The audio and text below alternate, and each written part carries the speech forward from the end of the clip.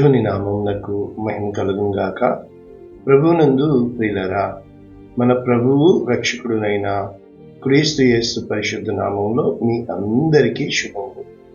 17వ తేదీ నవంబర్ మాసము 2024 సంవత్సరం. ఈరోజు దేవుడు నిన్ను ప్రేమించి నీకిస్తున్న అద్భుతమైన వాగ్దానము.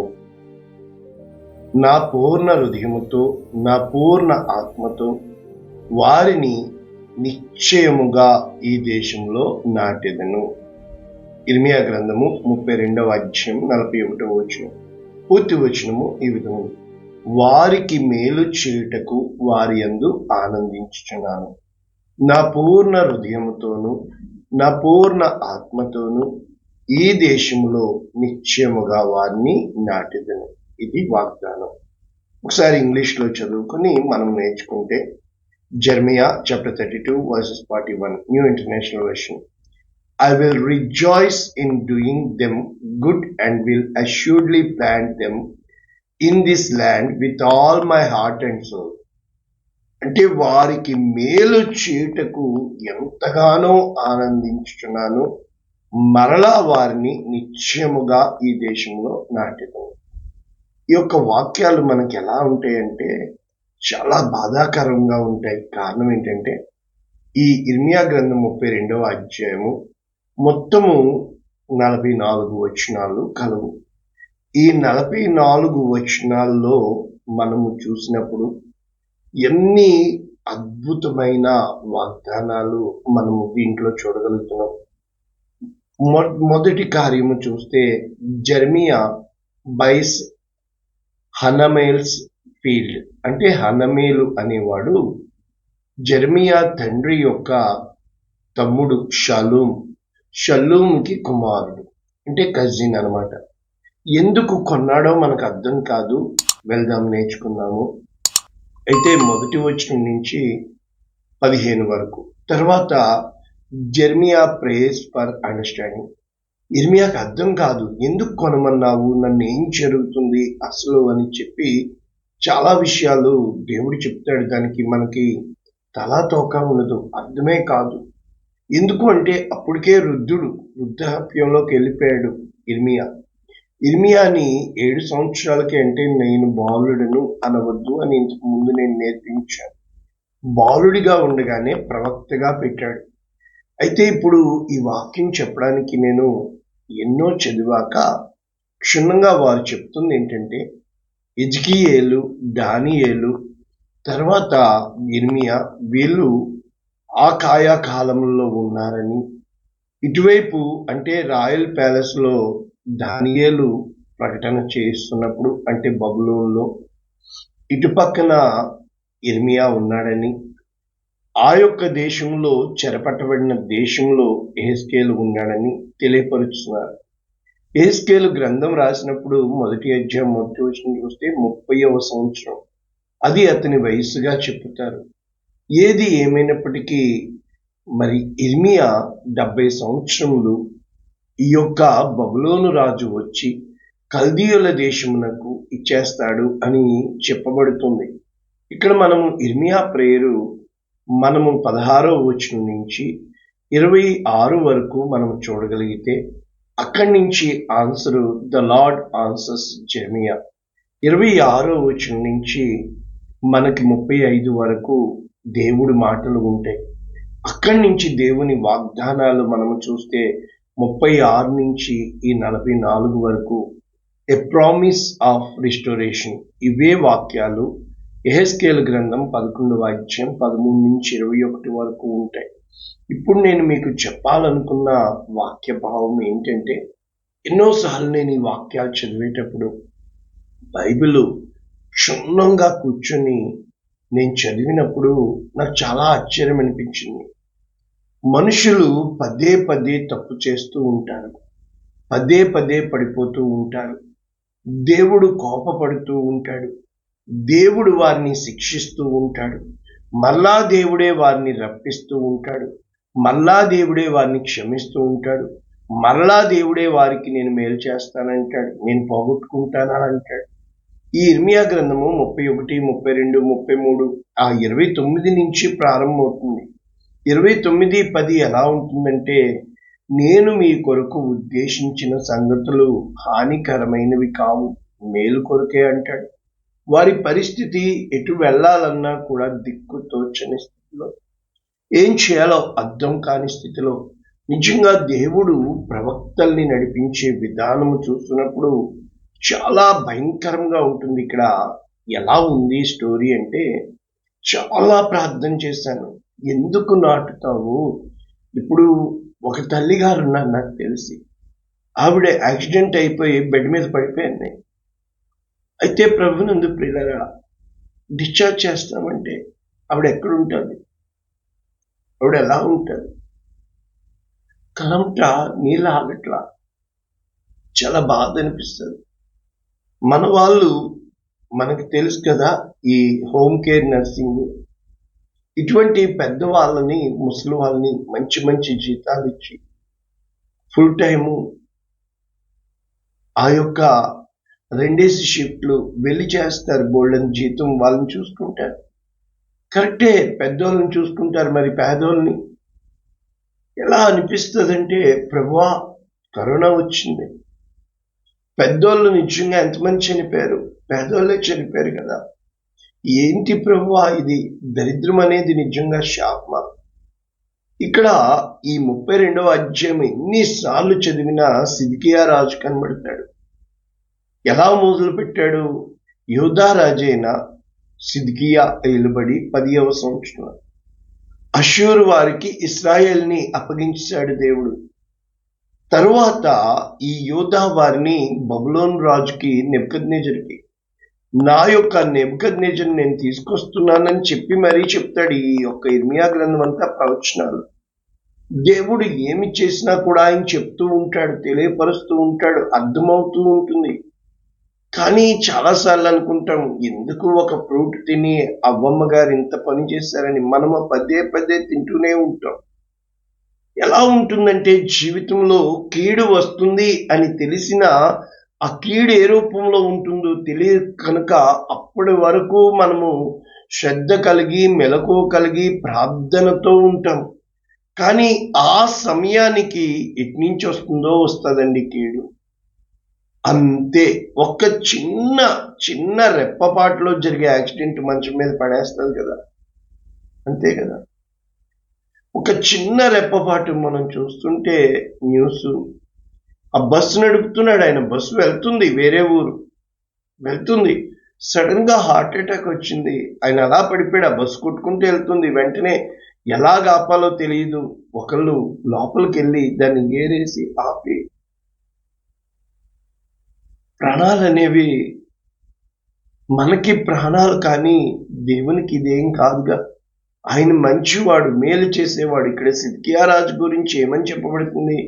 నెబుకద్నెజరు ఏలుబడి 18వ సంవత్సరంలో, అక్కడ 18 సంవత్సరాలు ఆల్రెడీ నెబుకద్నెజరు అక్కడ పరిపాలిస్తున్నాడు కల్దీయుల దేశంలో.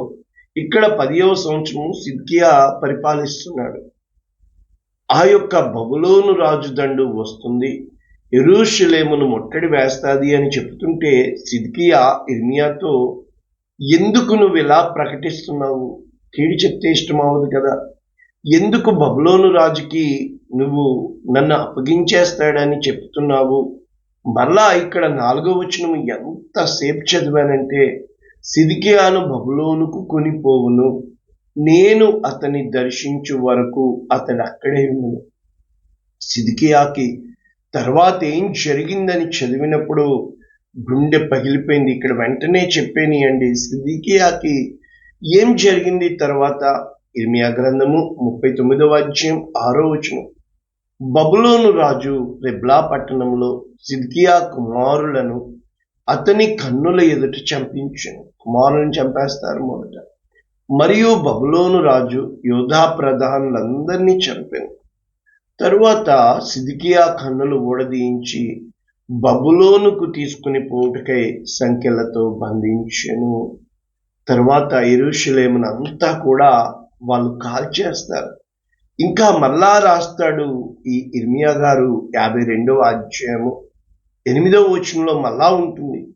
కల్దీయుల దండు సిద్కియా రాజును, దండు అంటే సైన్యం, ఆర్మీ, తరిమి ఎరుకో మైదానంలో అతని కలుసుకొనగా అతని సైన్యమంతయు వెళ్ళిపోతారు. వెళ్ళిపోయినప్పుడు హమాతు దేశమునందలి రిబ్లా పట్టణమునున్న బబులోను రాజునొద్దకు అతన్ని తీసుకుని పోగా అతడు అచ్చటనే సిద్కియా రాజునకు శిక్ష విధించెను.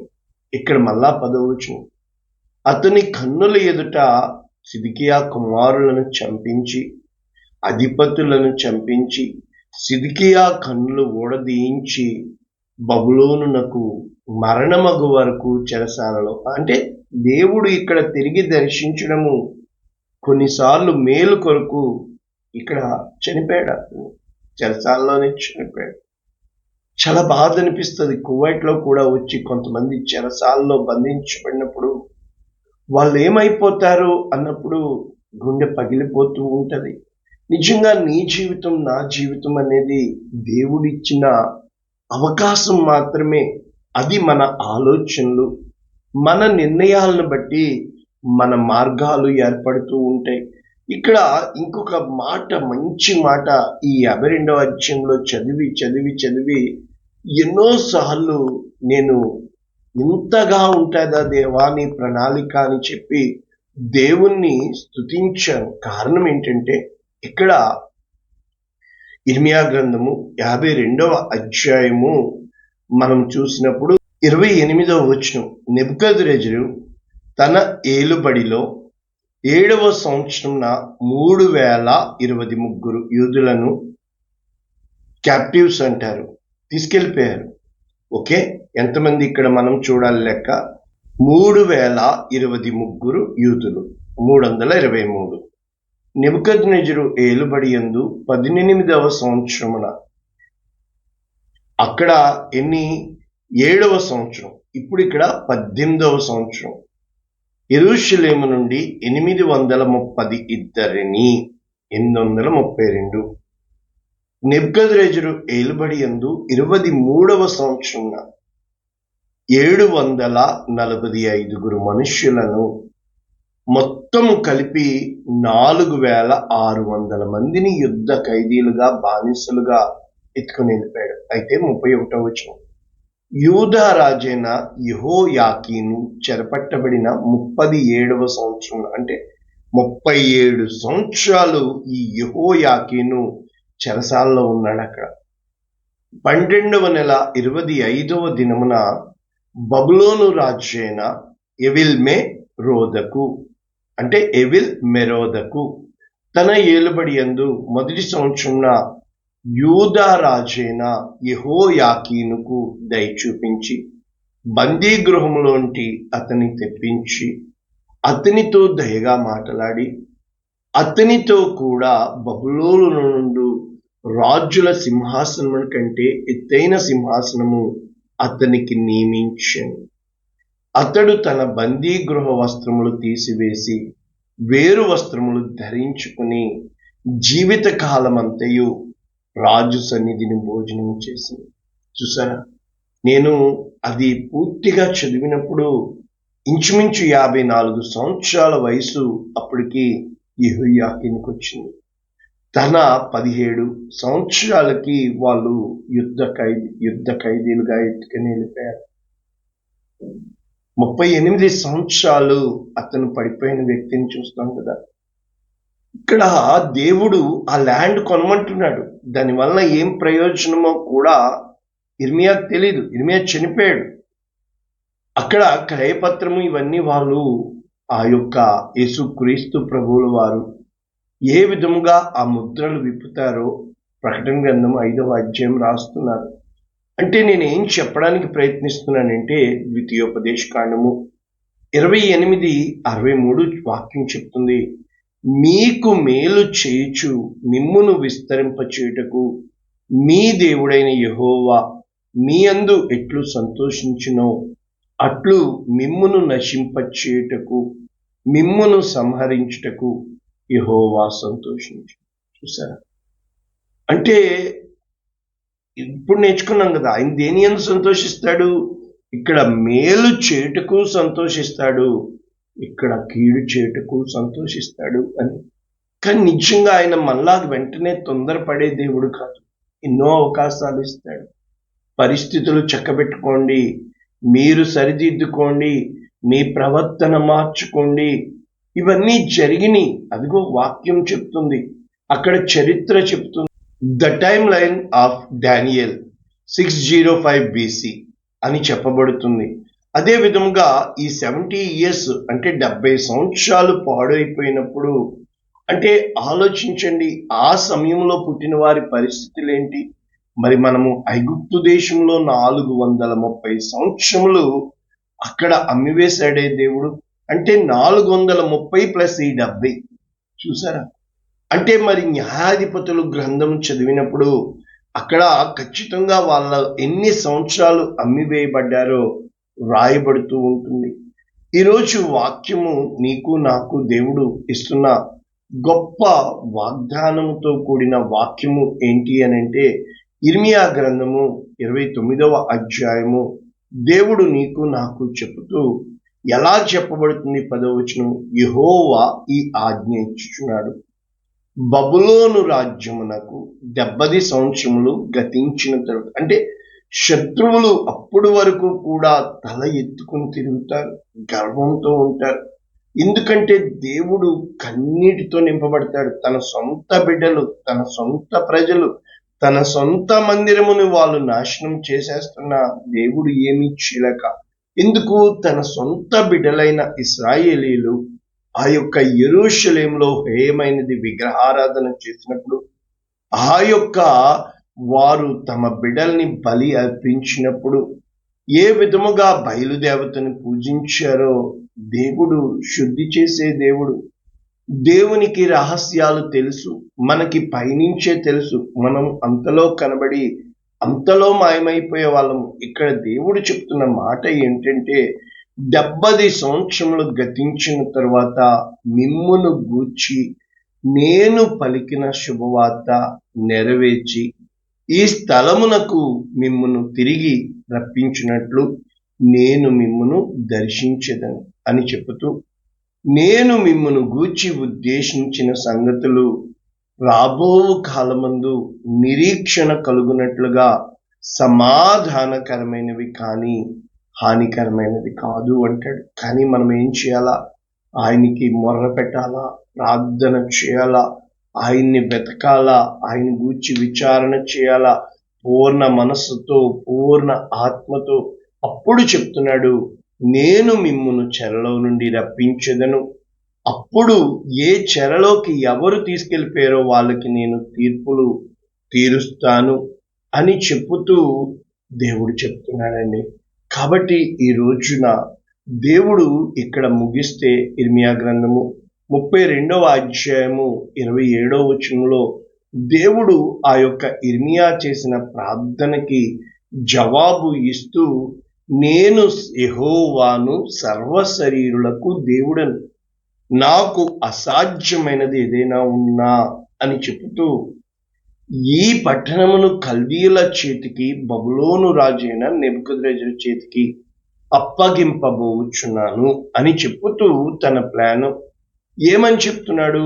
వీరు అన్య దేవతలకు ధూపార్పణలు చేసి ఉన్నారు కనుక, బాల్యము నుంచి చెడుతనమే చేయుచు వచ్చిచు నాకు కోపం పుట్టించారు కనుక అని చెప్పుతూ వారి యొక్క దుష్ప్రవర్తనను చూచి దేవుడు ఈ విధముగా, మరి దేవుడు ఎంతో బోధించినప్పటికీ, ప్రవక్తల్ని పంపించినప్పటికీ కూడా వారు విననొల్లకై ఉన్నారు కనుక ఆ బెన్హిన్నోము లోయలో బిడల్ని అర్పించేసింది ఇంకా దేవుడు తట్టుకోలేక ఖడ్గము చేత, క్షామము చేత, తెగులు చేత, అంటే యుద్ధంలో ఖడ్గంతో చంపేశారు, క్షామము, దరిద్రం, తినడానికి ఏముండదు అలా చంపేశాడు, తెగులు చేత చంపేశాడు.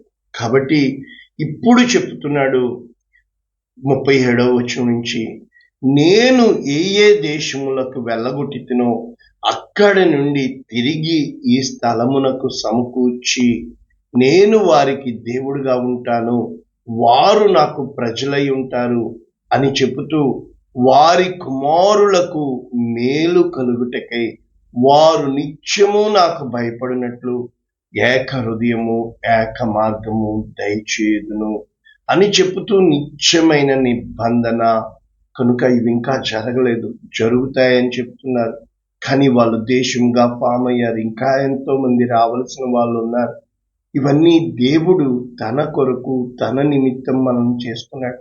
మనము మన జీవితము, మన కుటుంబము, మన బిడ్డలు, మనం ఫీజులు కట్టాలా, మనం బతకాలా అనుకుంటున్నాం. కానీ దేవుడు తన చిత్తాన్ని, ఇదిగో వాతావరణాలు మారిపోయినాయి, సౌదీ అరేబియాలో మంచు కురిసిపోతుందంటే ఇంకేంటి, స్పెయిన్ అంతా మళ్ళా వరదలు వచ్చి కొట్టేస్తుందంటే ఇంకేంటి, పాకిస్తాన్లో నిన్న చూపిస్తున్నారు మరి ఎంతమంది ఆ రైల్వే స్టేషన్లో ఆ యొక్క బాంబు పేలి చనిపోయారు కళ్ళ ముందు. అంటే ప్రభువునందు ప్రియులరా, దేవుడు ఉన్నాడు, సత్యము.